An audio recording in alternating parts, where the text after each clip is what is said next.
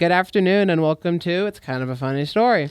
I'm Preston Reynolds, your guide for everything and all things funny, embarrassing, ridiculous, or just plain stupid.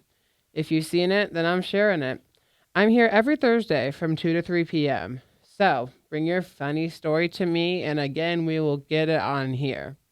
How can you share these stories, you may ask? It's simple. Just shoot me an email at preynolds11@hawkmail.hccfledu with your funny story, and it will be featured. And if you would like to be featured as well, I can get you on here. Include that in your email, and you'll be set.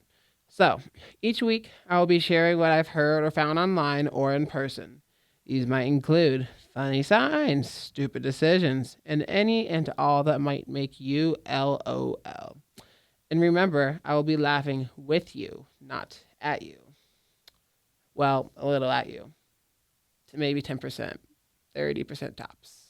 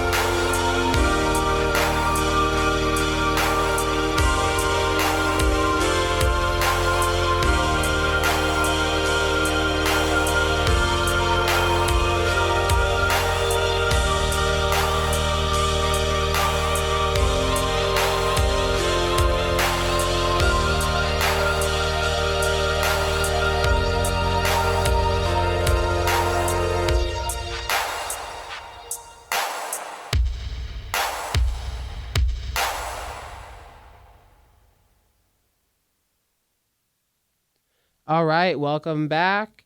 I've got a little fun story for you that I found just kind of out there anywhere. You can find it anywhere. It's kind of created. It's a funny date story segment. Without further ado, let's get straight into it.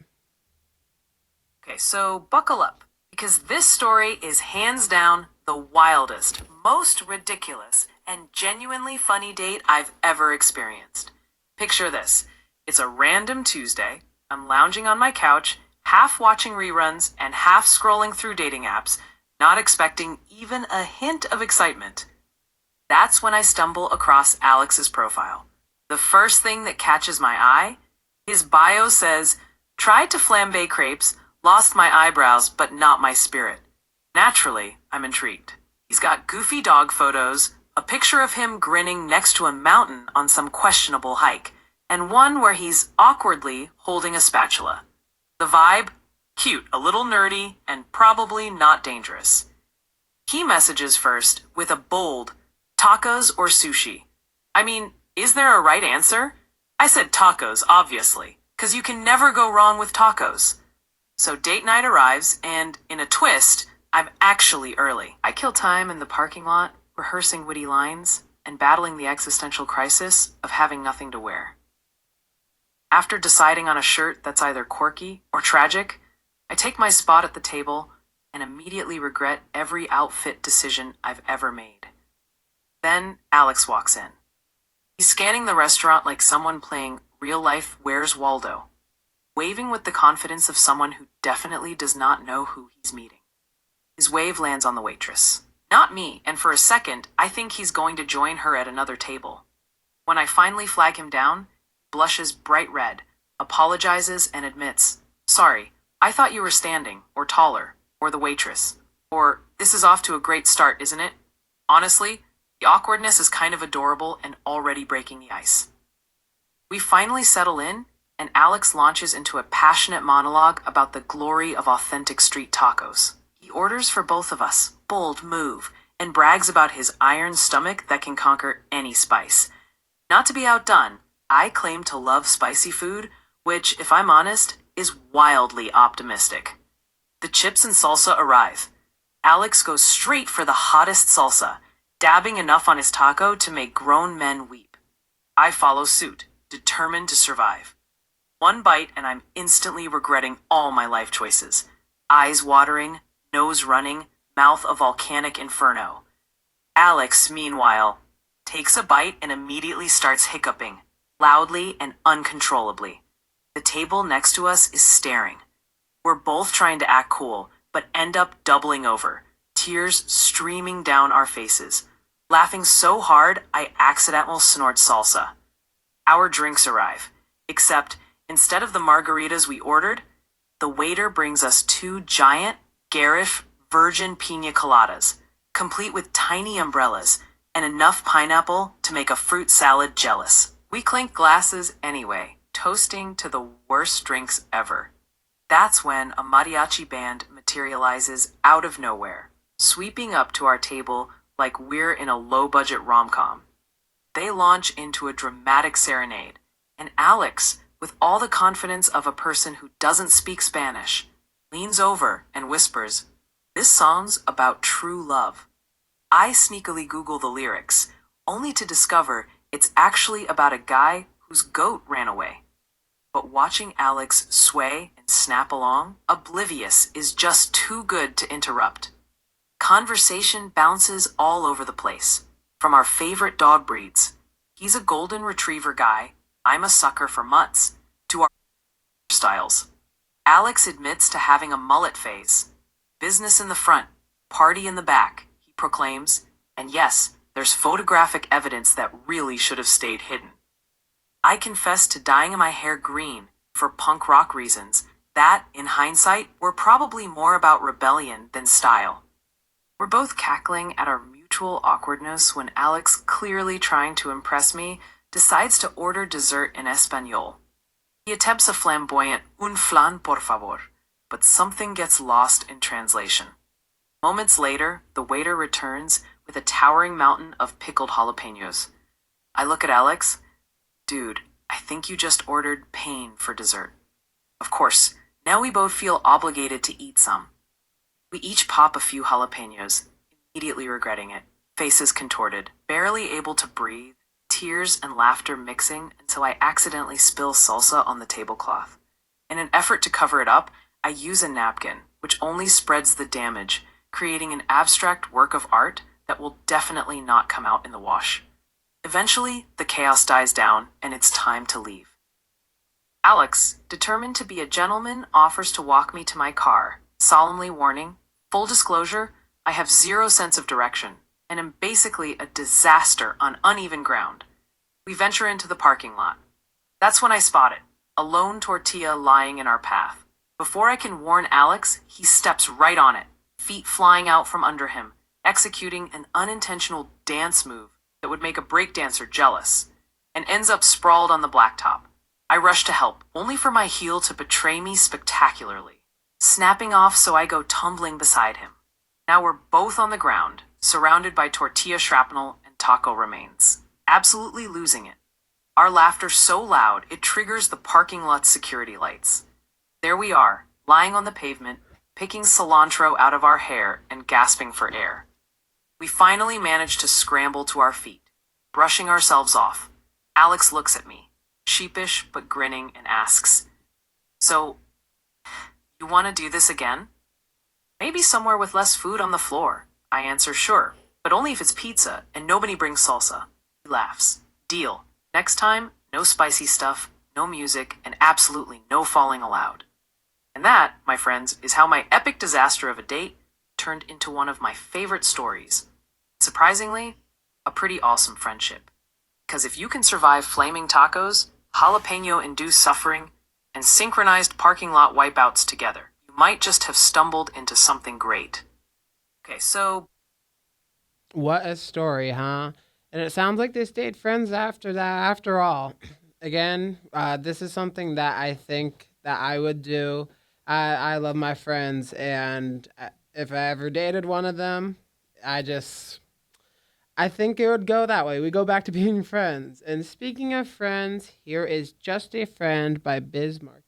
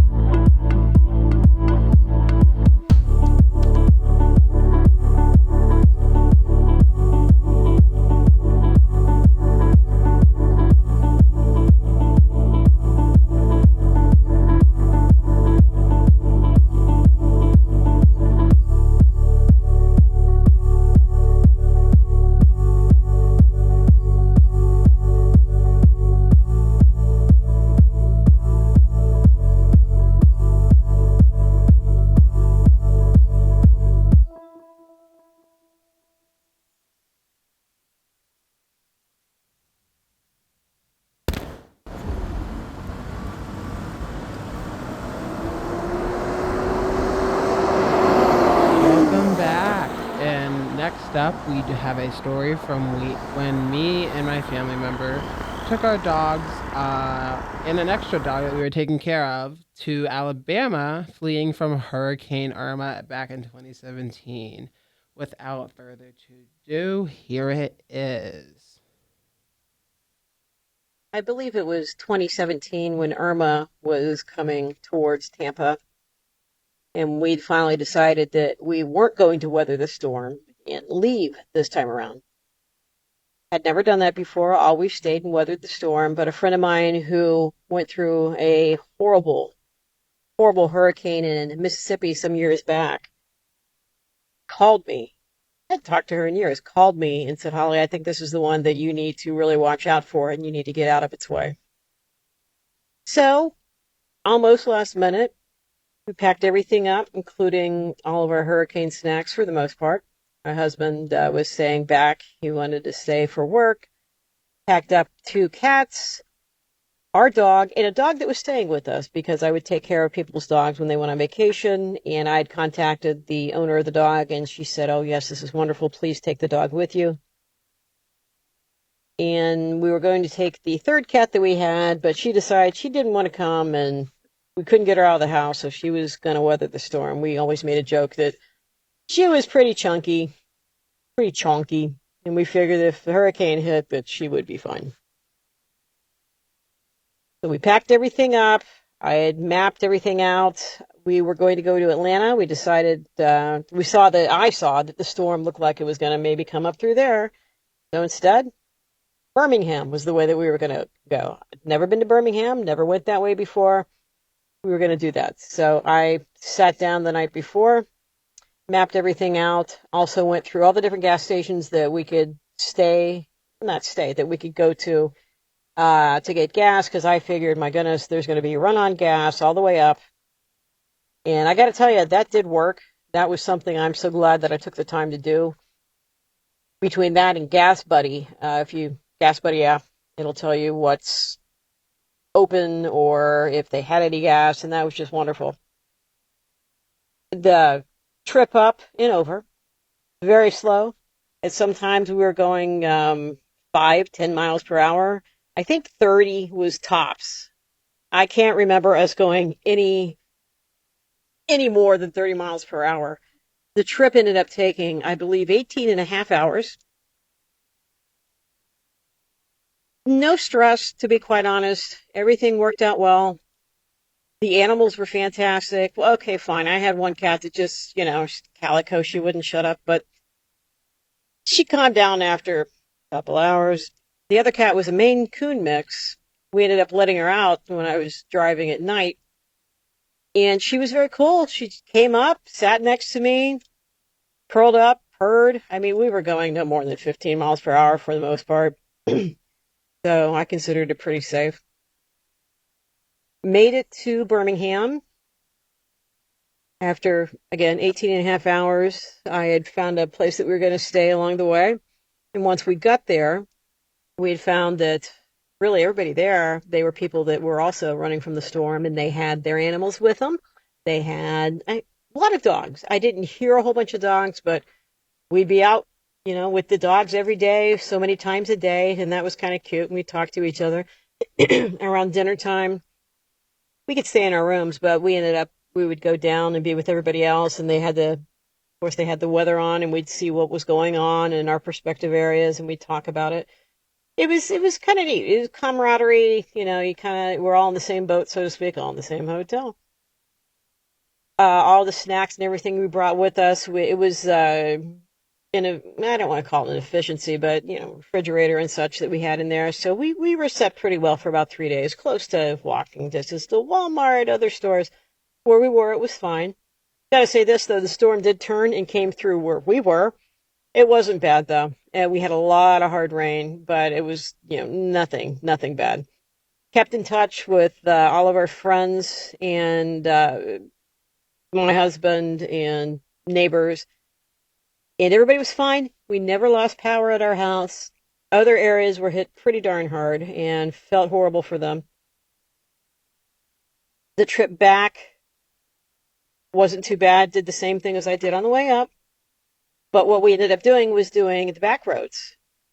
taking back roads. And we found a bunch of other areas we'd never seen before, older areas, more rural areas.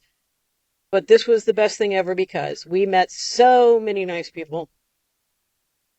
As soon as we told them we were going back home after the hurricane, oh my gosh, they just would talk. Somebody gave us free pie. It was just wonderful. All the different people we met. People were nice again in Birmingham as well. We didn't see a lot of Birmingham really. We drove around one night in the rain, saw some murals, saw some old places, so we didn't really visit Birmingham. I could tell you all about the hotel and the Walmart, but nothing else about Birmingham really. But the trip itself, my gosh, talk about a road trip. Oh, forgot to mention the extra dog that we had that got along famously with our dog. They loved each other. The owner's parents lived in Chattanooga, Tennessee, and they were able to drive over. Well, I guess I'd be down and meet us there to pick up the dog. And that was fantastic. They were so happy that we did this. Lots of hugs. We kept in touch. It was wonderful. So all in all, we ran from the storm, came back from the storm. Although that nothing happened where we lived, it was quite an experience to have, and one that I'll never forget, to be quite honest. So as you can see there, it was low key pretty fun. The trip was insane. I'd never been that far. I'd never been to Alabama. I've never been that long of a road trip. To our house, the only damage there was just like a slight little like something off the roof. There was like something that was a board that started to come off or whatever. But I was surprised. I got home. I didn't think much of it because I was like I don't know 12. But it was yeah. It was back to the trip. It was low key pretty fun. There was a gas station across the street, and I literally just walked over there and bought a charger because I needed one. Obviously, my family member that was telling it remembers more than I did. I have memories in my camera roll. But yeah, overall, it was pretty fun. I was on FaceTime with my best friend at the time, and she lost power, but we were just talking so much on FaceTime. But yeah, it was low key pretty fun. Don't know if I'd want to experience it again, but I mean, if I had to, I had to. Like I said, the most trips I go on is just about 12 hours in total. Okay, and remember, you're listening to Hawk Radio Live 365. I am Preston Reynolds, and yeah, here is our next song.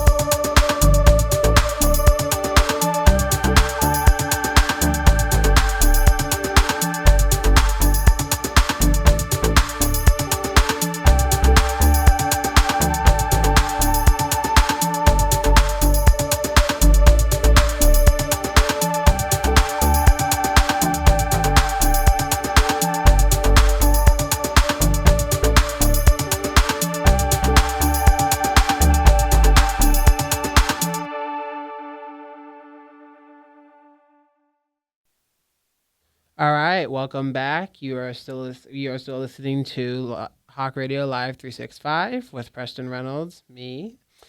And next up, we have a little story from a close friend of mine. It's when she worked at Outback Steakhouse. So, again, without further ado, here it is. Let's get straight into it.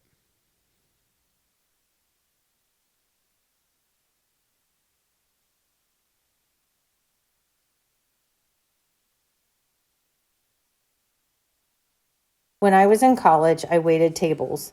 I worked at Outback Steakhouse in another state for 7 years. It really gave me a love for hospitality. In fact, I changed my major to restaurant hotel management because of it.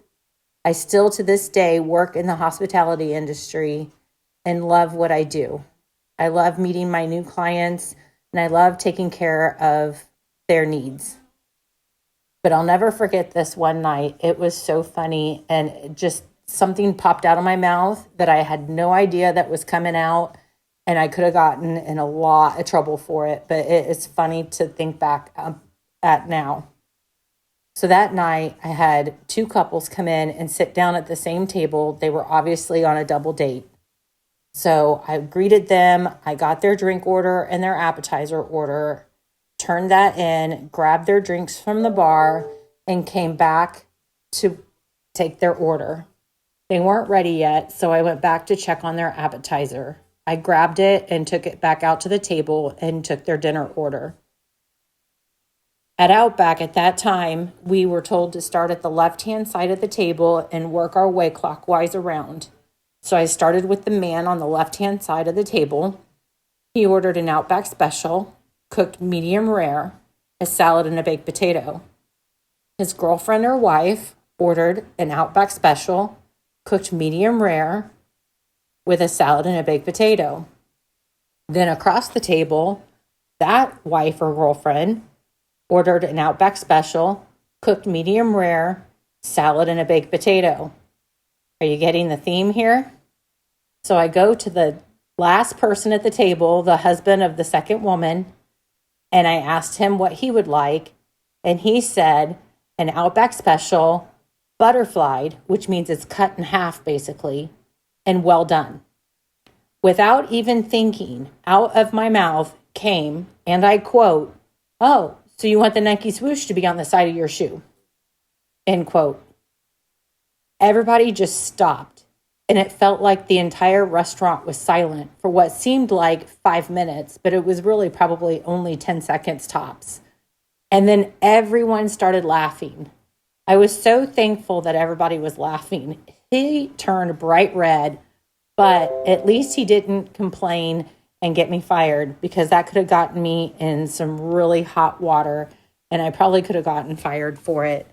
But it was kind of the joke for the rest of the night between myself and the four people at that table. In fact, when I delivered their dinner, they said, "Oh, look, there's your shoe leather." So that's my funny story from Outback Steakhouse. She's quite a funny person, and I enjoy, hanging out with her. More of my mom's friend, but still, she has kids that I went to school with. So, up next are some work stories from Reddit and a few other places. So, first up, former former HR here. A woman once complained that someone in her department kept meowing, and it was getting on her nerves, as it should. I asked the meowing woman to come to my office. I said, "You're not in trouble, but apparently you keep meowing, and an employee asked us to address it with you." Her response, "This is America. I have freedom of speech. And what happens if she sees a cat in a commercial and the cat meows? Does she get mad at the cat?" To which I replied, "Well, no, because it's a cat. It's expected to meow." This went on for some time until she agreed to stop meowing. There was no reason for the meowing. She was just meowing. That is odd. That when I first read the story, I didn't think that was what it was going to turn into. I thought she was going to be a furry or whatever in the workplace, and that, of course, that's immediate no, because how are you going to do that, But still quite odd that she's just doing it for no apparent reason. Anyways, next up, this was his last day. I had two employees at the manufacturing site that I support that didn't get along. Nothing much ever came to it until one of the employees put in his 2 week notice. On his second to last day of employment, he brought a garbage bag full of dog poop with him to work and dumped it on his coworker's car. I'm not sure where he got it from. He either collected it from his dogs for months or went to a dog park and just picked all of it up. The amount of dog poop covered the car from the front bumper all the way to the rear window. The only part that wasn't covered was his trunk. Oh boy, did he have a bad day. That sucks. And with this kind of convenience, what here, I bet he might have had his car washed before. So imagine you just got your car all clean and then this happens. My gosh, poor guy. And finally, there's a guy in our office who has trouble controlling his anger, especially in a competitive environment. Of course, he was in charge of the little office games / tournaments we had organized. One time, we were playing basketball, a little arcade basketball game. His team made it to the finals, but he lost. As we were all congratulating the winners, we heard the sound of a ball hitting the hoop. When I turned around, I suddenly saw a ball flying at high speed towards my face. I raised my hand and luckily deflected it, but it was 10 feet away and still stung my hand. Ouch. I raised my hand. After the pitch, he yelled, "Stupid game." We all stood there, not knowing what to say, as this 30-year-old kid got angry at that he lost.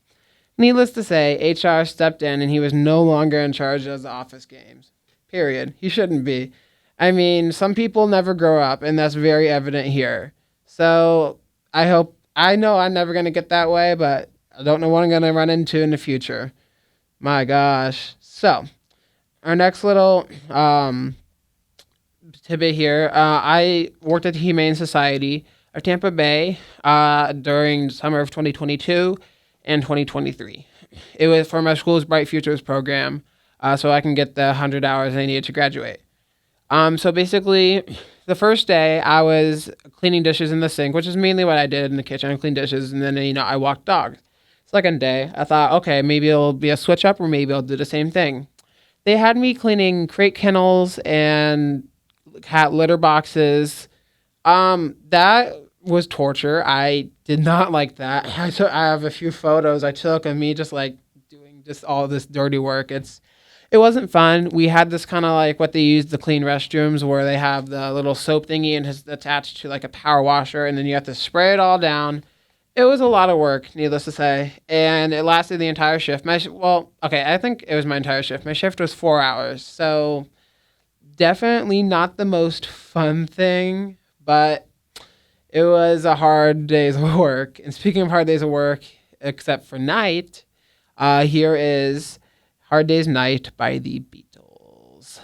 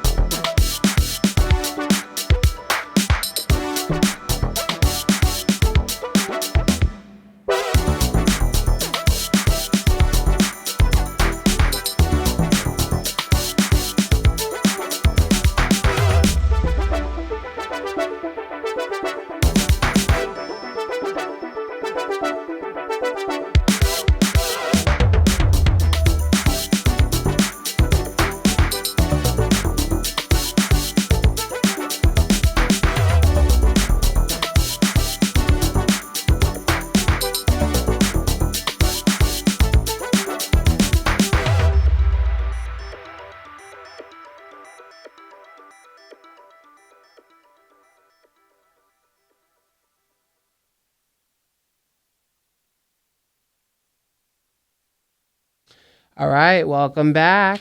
Remember, you are listening to Live 365 Hawk Radio. And up next, we have some, let's see here, we have some Florida dumb criminal stories. So, first up, Tampa police say a 59-year-old man stole a fire engine Tuesday morning and then crashed it into another vehicle before being caught and taken into custody. It happened shortly before 9:30 a.m. while firefighters were inside St. Joseph's Hospital on Dr. Martin Luther King Jr. Boulevard. According to officials, police say that Warren's scooter or scudder, either way, got into the fire truck, drove away, and hit a Lexus SUV near MacDill Avenue. The driver of the SUV reported hip pain after the crash and was checked out by the hospital staff, investigators said. Shortly before 9:40 a.m., police located the fire engine and blocked its path on the Poplar Avenue street. Scudder was charged with grand theft auto and a hit and run. Additional charges may be filed, police said. They better be. I mean, this man, within the span of 10 minutes, he caused so much destruction. That's crazy. That's crazy work. Next up, police in Plantation say two men broke into Arian Motors, stealing files, license plates, and 4 cars, including a BMW and a Cadillac. One of the suspects didn't realize his ID fell out of his pocket as he left the scene. The dealership owner found it the next day. Travis Rice, 21, also decided to post some pictures on Facebook the night of the burglary, wearing the same clothes as the suspects seen on surveillance video. Rice is being held without bond, and this is from CBS Miami. Man, if you're gonna do something like that, try to pull it off. I know that accidents happen, but when you're robbing a place, I mean, come on, you gotta do better than that. That's in Plantation. I've heard of Plantation before. Not too sure where it is, but anyways, next and finally, a Volusia County man has been arrested after South Daytona police said he set fire to a trash can in a bar bathroom and got into a fight with several people as he tried to leave. Police said 33-year-old Jason Buchanan walked into a bar and ordered $80 worth of shots. Buchanan drank all the shots and then set fire to a trash can in the men's room. When Buchanan went to leave, multiple people tried to stop him. Police said he punched them all in the face, including a man who was more than 70 years old. Buchanan is locked up in the Volusia County Jail. This is from New York Daily Times. Man, I turned 21 in March, and that is something that I do not want to run into. I know it's probably not too common or anything, right? But, man, that's some criminal stuff. And once again, speaking of criminals, here is Smooth Criminal by Alan Ant Farm.